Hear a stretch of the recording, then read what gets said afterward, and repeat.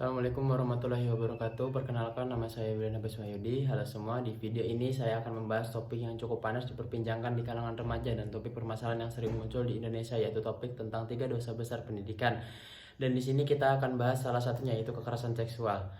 Nah, masuk ke permasalahan inti. Permasalahan kekerasan seksual di Indonesia merupakan permasalahan serius yang terjadi di Indonesia. Berikut fakta dan permasalahan terkait kekerasan seksual di Indonesia, antara lain: yang pertama, tingginya jumlah kasus. Kasus kekerasan seksual di Indonesia masih cukup tinggi menurut data Kementerian Pemberdayaan Perempuan dan Perlindungan Anak (PPPA). Sepanjang tahun 2022 terdapat 25.050 perempuan yang menjadi korban kekerasan di Indonesia dengan peningkatan sebesar 15,2% dibandingkan tahun sebelumnya.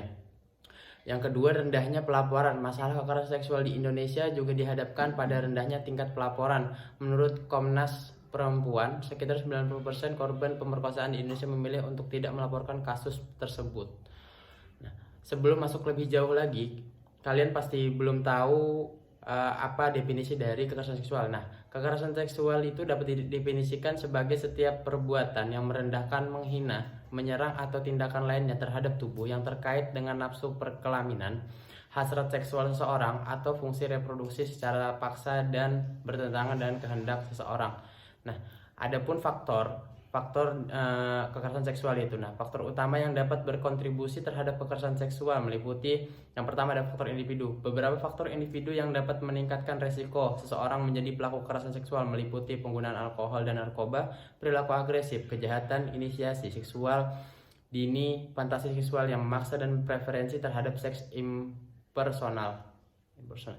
Yang kedua, faktor hubungan. Faktor-faktor dalam hubungan individu seperti riwayat konflik dan kekerasan dalam keluarga, riwayat masa kecil yang mengalami pelecehan fisik, seksual, dan emosional, serta lingkungan keluarga yang tidak mendukung secara emosional dapat berkontribusi terhadap terjadinya kekerasan seksual. Terus yang ketiga ada faktor lingkungan. Lingkungan masyarakat yang sanksi terhadap pelaku kekerasan seksual rendah, serta kebijakan publik yang tidak memadai dalam menangani masalah kekerasan seksual juga dapat mempengaruhi terjadinya kekerasan seksual.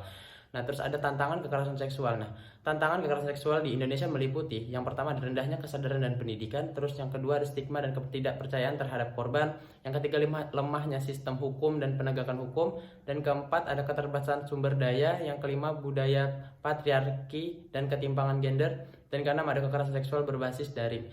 Terus ada solusi yang umum biasanya dilakukan untuk Indonesia, yaitu mengatasi permasalahan kekerasan seksual di Indonesia. Beberapa solusi yang dapat dilakukan antara lain: peningkatan kesadaran dan pendidikan, meningkatkan kesadaran masyarakat mengenai kekerasan seksual melalui kampanye pendidikan seksual yang komprehensif dan pelatihan bagi individu dan lembaga terkait. Terus yang kedua ada penguatan sistem hukum, dan ketiga ada peningkatan layanan dukungan, keempat pemberdayaan perempuan dan anak, yang kelima kolaborasi antar instansi. Nah, meningkatkan kerjasama antar pemerintah, lembaga penegakan hukum, LMS, dan masyarakat sipil dalam upaya pencegahan, penanganan, dan pemulihan korban kekerasan seksual. Dan yang keenam ada pengawasan dan pelaporan. Yang ketujuh ada peran media dan teknologi. Dan ke-8 ada penelitian dan evaluasi.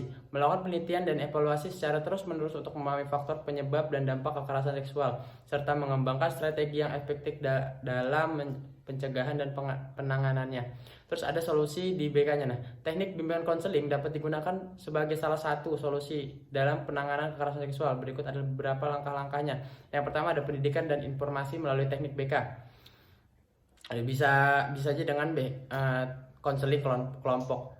Dapat dilakukan pendidikan dan penyuluhan kepada individu atau kelompok mengenai kekerasan seksual. Hal ini meliputi penjelasan tentang apa itu kekerasan seksual, jenis-jenisnya, dampaknya, serta upaya pencegahan dan penanganannya. Terus yang kedua ada konseling dan pendampingan.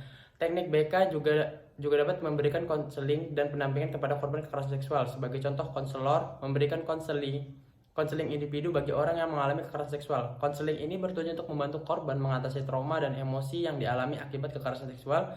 Pendampingan dilakukan untuk memberikan dukungan dan bimbingan dalam proses pemulihan korban. Terus yang ketiga ada identifikasi dan penanganan kasus. Yang keempat ada pencegahan dan edukasi. Yang kelima ada kolaborasi dan institusi terkait. Terus ada saran dan motivasi. Nah, yang pertama itu ada sarannya, jangan takut untuk membantu. Nah, jadi jika kamu itu adalah orang terdekat korban kekerasan seksual, janganlah takut untuk membantu mereka. Dukung dan kehadiran Anda dapat memberikan mereka rasa aman dan percaya diri.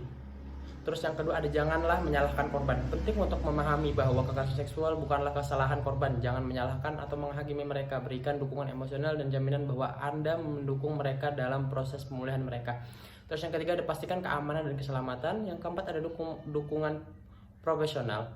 Nah, terus sarankan korban untuk mencari bantuan dari tenaga profesional yang terlatih dalam bidang konseling atau terapi. Yang kelima ada jangan merasa bersalah. Ingatkan korban bahwa tidak ada alasan atau kesalahan yang dapat membenarkan kekerasan seksual yang mereka alami. Terus yang keenam ada berikan harapan dan dorongan. Yang ketujuh jangan ragu untuk mencari bantuan. Nah, mungkin itu saja dari saya. Terima kasih. Wassalamualaikum warahmatullahi wabarakatuh.